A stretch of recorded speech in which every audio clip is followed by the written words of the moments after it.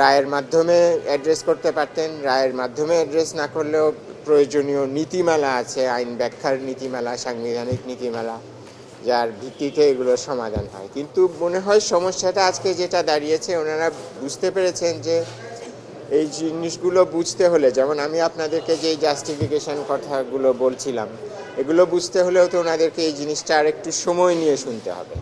তো হয়তো সেই সময়টা ওনারা মনে করেছেন যে এখন ওনাদের কাছে নাই।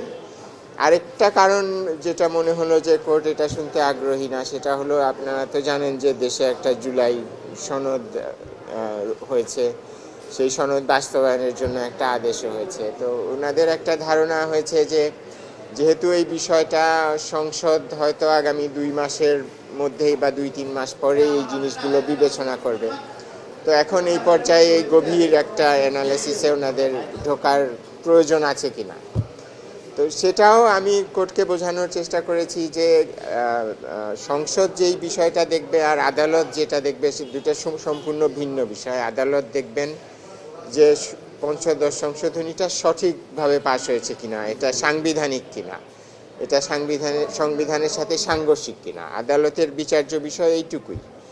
আর সংসদের তো কাজ পরিধি সম্পূর্ণ ভিন্ন, সেটা সংশোধন করা, সংবিধানের সংস্কার করা ইত্যাদি।